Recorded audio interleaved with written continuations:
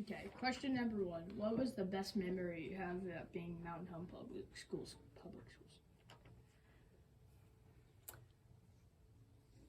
Probably one of my best memories is how our class was really close. I'm class of 85, and there's actually several of us that teach in the school district and teach in this building. So I think we had a lot of fun together. We got along really well, and not just with our class, but the class ahead of us and behind us. When we have our class reunions, a lot of times we will include them in our events to come and visit with us. So, I think that was one thing that was really made an impact is how well our classmates interacted and got along with not just each other, but with our teachers and our administrators. Yeah. We've really had some bonding relationships that have carried into adulthood with each other and with our past teachers and principals. Okay. Question number 2. Did you participate in any after-school activities? If so, what did you do? I played basketball from 7th through 9th grade. In fact, that's probably one of my regrets, is that I didn't continue and play in high school. But with the prospect of having a car and getting to drive, I opted to go to work, and so I ended up, kind of giving up my basketball time, and I've always kind of regretted that. But I was pretty active with FBLA, and helped with several different things, not just the competitions, but my senior year, one of our sophomore or juniors was running for a state office, and I helped with her campaign, and I actually got to give a speech at the state competition. At that time, a student did an introduction of the candidate, and so I still have my note cards from the speech that I did introducing her at the Little Rock State Conference to, probably about 500 to 700 people. Yeah. I also participated in the competitions myself in my senior year. I was our chapter Miss Future Business Leader, and I placed at the district level, and I got to compete at the state level. It quit recording. Number 3. Since you did play sports, what was your most memorable game or match? Actually, it was one of our basketball games that we played for some reason. I don't remember why, but we played it in the high school gym, which is now the old gym. And I had a really good game, and just I can remember one particular shot that I took on the perimeter and made it, and I can probably walk to the spot on the floor and tell you where that was at. So that was one of them. My second one was probably in 7th grade when we were starting, and I went up for a rebound and I jammed my little finger. I mean, I'm running back down the court afterwards, and my little finger is crooked, and I'm popping it back into place. So that would be my other sports memory. Yeah. Tell me about your favorite teacher. What did he teach? Wow, there's a lot of them. Since probably may tear up a little bit. Patty Marion was one of my business teachers and my FBLA advisor. She had a lot to do with why I got into education and why I became a business teacher before I was in the library. Yeah. She was just an example of what I wanted to do and who I wanted to be. Okay. So it was really important whenever I came back to Mountain Home and she was still at the high school to get to work with her. Yeah. She and Glenda Bodenhammer and Susan Bump, those were my business teachers, and they really made a big impact on, initially I started out when I went to college just as a business major, but that was their impact too. But whenever I changed my major and went to business education, it was really a lot of their influence. Yeah. Number 5, are you still in contact with any of your best friends?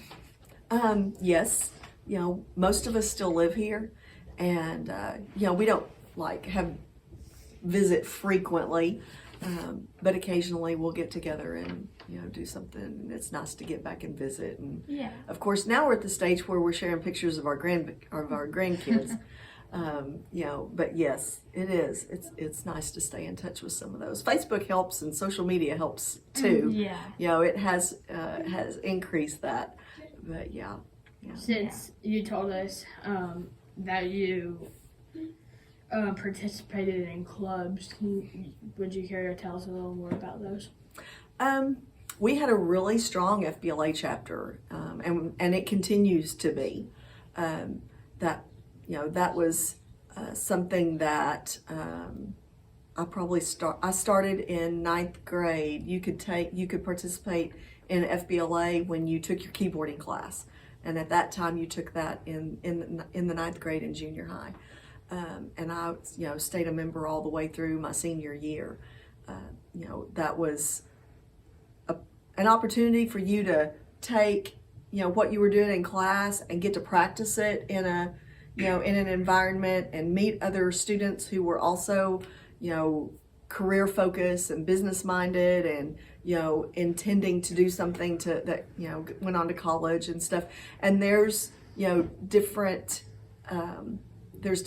students that I knew then that I don't necessarily stay in touch with now, but if I ran into them, we could pick up and have conversations that were from lots of other locations. And I think that made a big difference when I became a teacher in being the advisor to my own FBLA chapter. Before I was here, I was in a small school, very small school. Their graduating classes had 20 to 25 students. So I had the kids from grades 7 through 12, and during the 6 or 7 years I was at that school, we had 13 district and state officers in FBLA, and it just helped me to maybe connect with them and share with them what they could get out of their experience, because I had my own experience to draw on. So it really played a huge role in how I could bring that into my advisor's role and pass that on to them. And I still keep in touch with a lot of those students from the other school, and have really seen them do some great things. In fact, one of those FBLA members actually worked at the White House and was there during the Clinton and Al Gore time, and went on to help with Al Gore's campaigns going ahead of him and setting up technology and setting up his stuff. And he now works for the Heinz Corporation, as in the Heinz heiress with Heinz ketchup, and he manages all of her technology whenever she travels and moves from house to house, and she has houses all over the world. And he also helps to manage the Heinz Foundation. So that's and I cannot take credit for that. I mean, but I do feel like it maybe played a role, and that's one of the students that I stay in contact with, and he stays in contact with me and my family quite a bit. Okay. Did you learn any foreign languages, and have you used them for anything? Yes, I had French with Miss Brantley, and I enjoyed it, but I can't say that I've used it for anything. But I do think that it gives you kind of an open vision on a more global, but I think that is probably more important now than it was then, because things are so intertwined, and the communication now, it has such a broader, faster reach than it did when I was in school. So I think it probably has a more significant role in what you will experience than what I experienced. Yeah. Okay. Question number 8. What was your favorite campus and why? Oh, my favorite campus would probably be high school, but that probably has more to do with, you have a few more freedoms, you have a little more, a lot more social interaction, there's a lot more to do, electives to take, you get to choose more of your classes. You interacted with 3 grades because it was still, 10th, 11th, and 12th. So that's probably where I have my favorite campus for that reason, and that's, but I have great memories of all of them. When I was in 3rd grade at Nelson Wilkes, we missed the entire month of January except for 1.5 day, 1.5 or 2.5 days because of snow. Oh, wow. I think we went to school 2.5 days. In fact, one day we got there and got to school, got unloaded, and by 9 o'clock we were going back home because it started snowing again.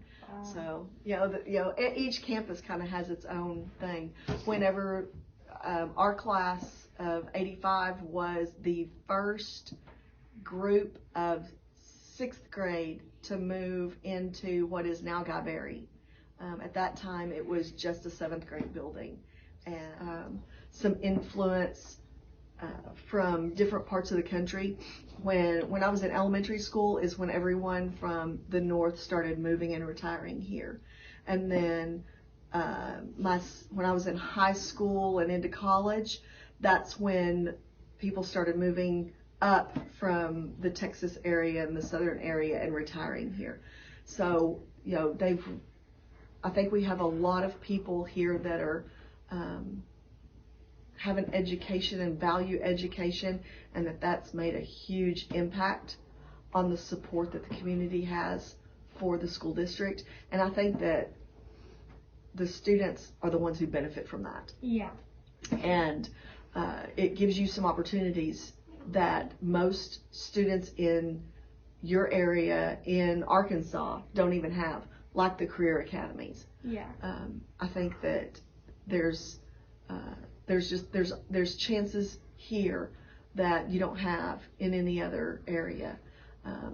And sometimes I think we take for granted how beautiful we have it with the lakes and the rivers and the changes in the seasons, and we're so used to it that it's the norm for us, and we don't recognize what it is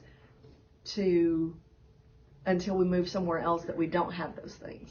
And I think that, we have the benefit of having a small town feel, but I think we have some big town opportunities that are unique to Mountain Home. Okay. Tell me about your most memorable school dance. Oh, gosh, I don't know that I can really tell you that because I probably didn't go to a lot of them. That was, I'm going to date myself just a little bit. So when we were in middle school, that was probably the first time Mountain Home had a dance in below junior high school, because I can remember some controversy over it. And that wasn't something that my parents were approved of. So I think I maybe went to one school dance. I am not sure I had permission to go. So I didn't stay very long because there were way too many people in the community that knew my parents, and it would get back to my parents if I was there. Yeah. So, that was, I don't know that I really have a good answer for that one. Okay. Yeah. What was your greatest accomplishment as a bomber? Oh. As a student, it was probably representing Mountain Home High School as the District 6 Miss Future Business Leader. That would probably be it as a student. As an adult, being able to come back here and spend 20 of my 28 years in education where I went to school, and not only have I had some, my classmates, my best friends' kids, I've even had some students that are children from the previous school that I taught, where I mentioned, like for instance, at the previous school where I had one of the students was an FBLA state secretary, and I've had her daughter. In fact, she's still here in the building, wow. and she'll go to the high school next year. So it's been memorable. It's been important to me to be able to come back and finish my teaching career, which I still have a few years left, but finish my teaching career where my education started. Yes. Okay. Well, thank you so you. much. You're welcome. I hope some